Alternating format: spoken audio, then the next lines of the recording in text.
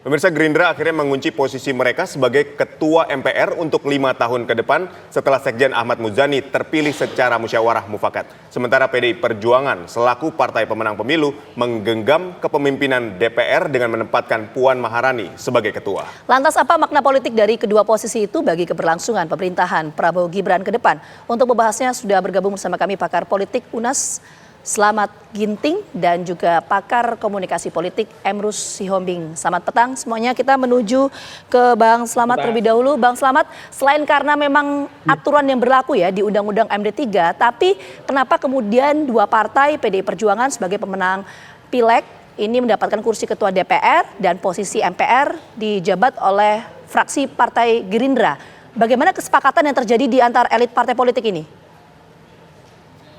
Ya, ini adalah hasil kompromi politik dan nyaris tidak ada konflik, sehingga yang dikedepankan adalah konsensus politik yang menjadi titik temu di antara 8 partai yang berhasil masuk ke parlemen. Nah, memang kalau menurut Undang-Undang MD3 itu yang menjadi pimpinan atau ketua DPR adalah partai pemenang pemilu legislatif. Dalam hal ini PDIP yang meraih 110 kursi yang memimpin parlemen. Jadi menurut saya wajar dan tidak ada dinamika karena kita belajar barangkali dari hasil-hasil pemilu sebelumnya di mana ada rencana perubahan Undang-Undang MD3, bahkan waktu itu ada perubahan, dan ini kan isunya awalnya akan ada perubahan di mana PDIP tidak bergabung dalam koalisi Indonesia Maju Plus. Tapi dengan adanya pertemuan-pertemuan atau komunikasi politik yang terjalin dengan sangat baik, sehingga terutama bisa terlihat pada upacara 1 Oktober di Monumen Pancasila Lubang Buaya, Hari Kesaktian Pancasila, di mana Puan Maharani berjalan dengan Presiden Joko Widodo dan juga Presiden terpilih Prabowo Subianto. Di situ sudah kelihatan bahwa firm tinggal ketok palu saja, dan hasilnya memang seperti itu. Nah, yang menarik adalah ketika ketua MPR-nya justru bukan Golkar yang meraih suara kedua, memiliki 102 kursi, beda 8 kursi dari PDIP. Nah, berarti di sini ada pertarungan politik di MPR, di mana komposisinya adalah satu ketua didampingi 8 wakil ketua, artinya 8 yang masuk di parlemen dan 1 dari DPD. Nah, ini menurut saya bahwa Gerindra bermain sangat cantik sekali dalam melakukan lobby-lobby politik, sehingga Sekjen Gerindra Ahmad Muzani bisa menduduki posisi ketua MPR. Nah, barangkali di sini yang menarik adalah fungsi atau wewenang MPR ini sangat-sangat strategis, karena sekitar 2 pekan lagi itu akan dilakukan pelantikan presiden dan wakil presiden terpilih hasil pemilihan umum 2024. Nah, Gerindra menurut saya itu tidak ingin ada gangguan, karena Gerindra sebagai pemenang pemilu presiden tidak ingin ada gangguan pada saat pelantikan presiden, karena itu saya kira akan ada kompromi politik, barangkali Golkar akan juga diberikan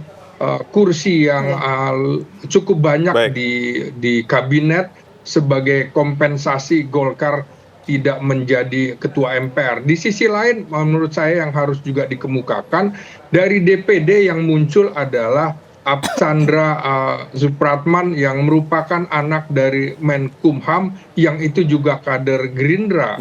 Berarti ini dalam diri Archandra ini ada separuh Gerindra, sehingga Gerindra cukup dominan, strategis mengepung atau mengunci posisi-posisi elit di MPR, begitu. Baik.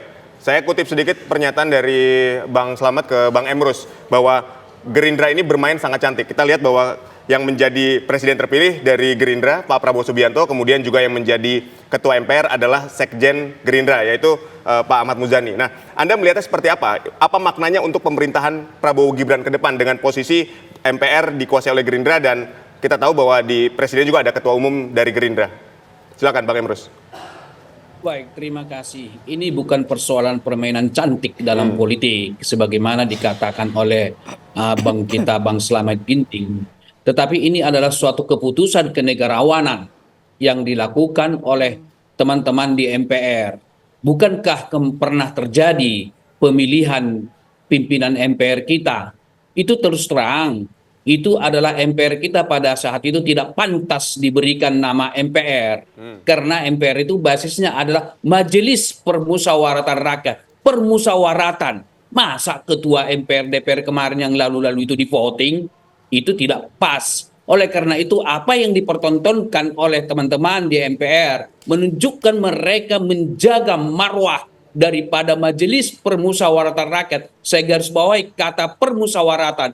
Jadi mereka berhasil menemukan suatu kompromi-kompromi politik yang merupakan suatu musyawarah sebagai lembaga tertinggi yang dilabeli istilah musyawarah mereka lakukan dengan baik. Sebagaimana dikatakan oleh saudara Ahmad Basara, ini adalah hasil musyawarah bersama, tidak ada lonjong. Golkar yang tidak ada sebagai ketua di legislatif kita, mereka tidak mengatakan sesuatu apapun kecuali mereka menyetujui atas dasar musyawarah. Kemudian kembali kepada Puan Maharani, yaitu sebagai pemenang pemilu, kan undang-undang menyatakan karena kemarin pernah terjadi perubahan undang-undang MD3, kan ada di situ suatu situasi politik di legislatif kita yang tidak baik. Kemudian perjalanannya kembali lagi kepada ketua DPR pemenang pemilu. Harusnya kita biasakan dengan peraturan-peraturan yang sudah dibuat. Jangan terjadi menjelang kepentingan politik tertentu. Kita robah undang-undang, kita robah konstitusi. Itu sangat tidak mendidik di dalam konteks politik kita di Indonesia. Bukankah kemarin itu adalah perubahan konstitusi yang tiba-tiba menjelang pemilu, pilpres, sangat tidak baik dipertontonkan oleh para elit kita, terutama di Mahkamah Konstitusi. Oleh karena itu, saya berpendapat komposisi kepemimpinan MPR dan DPR kita adalah menunjukkan kebersamaan dan akan terjadi stabilitas politik yang baik di Republik ini. Sehingga dengan demikian bahwa modal dari luar negeri akan masuk dan pertumbuhan ekonomi kita akan lebih baik ke depan. Ya, tadi ditekankan ya bahwa Gerindra ini mengepung parlemen meskipun suaranya ini nomor 3 di legislatif atau di Senayan. Nanti kita akan elaborasi lebih lanjut termasuk dengan positioning dari PDI Perjuangan nanti di kabinet Prabowo Gibran. Tapi usai jeda berikut tetap bersama kami di Kabar Petang.